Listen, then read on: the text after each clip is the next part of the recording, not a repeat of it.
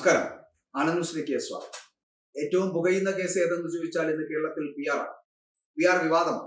അത് മുഖ്യമന്ത്രിക്ക് നേരെ ഉണ്ടാകുന്ന പി ആർ വിവാദവുമായി ബന്ധപ്പെട്ടിട്ട് വലിയ വാർത്തകൾ വരുന്നു. പക്ഷെ ഇപ്പോൾ ആരൊക്കെ അദ്ദേഹത്തെ തള്ളിപ്പറഞ്ഞാലും CPIM എന്ന് പറയപ്പെടുന്ന ഒരു പാർട്ടിയും അതിന്റെ കേന്ദ്ര നേതൃത്വവും ഒരിക്കലും ഈ പറയുന്ന വിഷയത്തിൽ നിന്നല്ല ഒരു വിഷയത്തിലും മുഖ്യമന്ത്രി പിണറായി വിജയനെ തള്ളിപ്പറയും.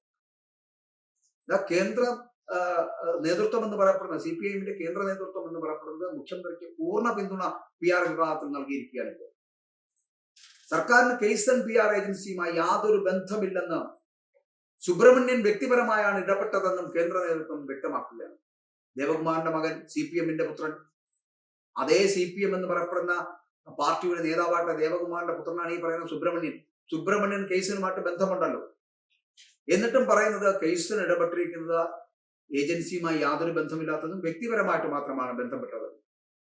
ഇത് മനസ്സിലാക്കുകയും ഇത് പറയുന്നത് വിഴുങ്ങുകയും ചെയ്യണമെങ്കിൽ കേരളത്തിലെ മലയാളികളെല്ലാം സഖാക്കന്മാരായിരിക്കണം. ഒരിക്കലും അവർ അത്തരത്തിലല്ലാത്തത് കൊണ്ട് ഈ പറയുന്നതിനെ ഇവിടുത്തെ ഭൂരിപക്ഷം വരുന്ന മലയാളിയും വിശ്വസിക്കില്ല. എന്തായാലും കേന്ദ്ര നേതൃത്വത്തിന്റെ ഇടപെടൽ അത് വളരെ കൃത്യമാണ്. കേന്ദ്ര നേതൃത്വം വ്യക്തമാക്കിയിരിക്കുന്നത് ബിസിനസ് താല്പര്യം വച്ചാകാം കൈസൺ CEO എത്തിയത് എന്നും അതുകൊണ്ടാണ് ഇത്തരത്തിലുള്ള വിവാദങ്ങൾ ഉണ്ടായത് എന്നും അതുണ്ടാക്കിയവർക്ക് അവരുടേതായിട്ടുള്ള ചില ഗൂഢലക്ഷ്യങ്ങളുണ്ട് എന്നൊക്കെ പറയുന്നുണ്ട്. കേന്ദ്ര നേതൃത്വത്തിന്റെ വാക്കുകൾ കൂടി അങ്ങനെയാണ്.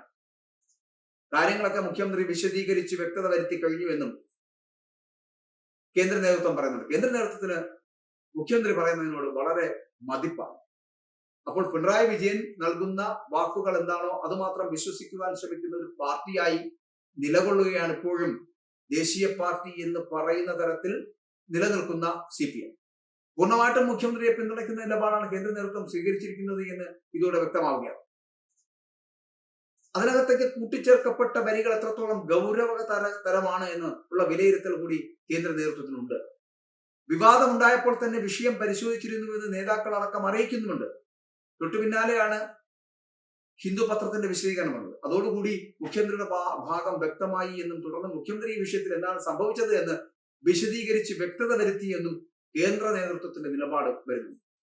കേന്ദ്ര നേതൃത്വത്തിന് മുഖ്യമന്ത്രിയെ പ്രീണിപ്പിക്കാതെ മുന്നോട്ട് പോകാൻ കഴിയില്ലല്ലോ. ആകെ ഭരണമുള്ള ഒരേ ഒരു സംസ്ഥാനം എന്ന് പറയപ്പെടുന്നത് കേരളമാണ്.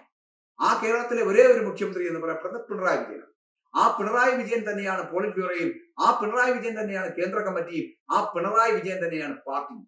അപ്പൊ പിന്നെ എന്ത് കേന്ദ്ര നേതൃത്വത്തിന്റെ വിലയിരുത്തലുകൾ, എന്ത് കേന്ദ്ര നേതൃത്വത്തിന്റെ പിന്തുണ? ഇനി ഒരു കേന്ദ്ര നേതൃത്വവും ഇദ്ദേഹത്തിനെ പിന്തുണച്ചില്ലെങ്കിലും പിണറായി വിജയൻ ഒന്നും സംഭവിക്കാൻ പോകും. പിണറായി വിജയൻ അനങ്ങാപ്പാറ നയം സ്വീകരിക്കുക തന്നെ ചെയ്യും. ഒരു പാർട്ടിയുടെയും ഒരു പാർട്ടിക്കാരന്റെയും പിന്തുണ വേണ്ട എന്നുള്ള നിലപാട്. കാരണം പാർട്ടിയെ സ്വയമായി പ്രഖ്യാപിക്കപ്പെട്ട ഒരു നേതാവിന് പാർട്ടിയുടെയോ കേന്ദ്ര നേതൃത്വത്തിന്റെയോ അല്ലെങ്കിൽ കേന്ദ്ര നേതാക്കളുടെയോ ഒരു പിൻബലവും വേണ്ട. പിണറായി കരുത്തനാണ്, ഇരട്ടച്ചങ്കനെന്ന് സഖാക്കൾ കരുതുന്ന ആ പിണറായിക്ക് ഇനിയും കരുത്തുണ്ടെന്ന് സഖാക്കൾ എപ്പോഴും കരുതുകയാണ്.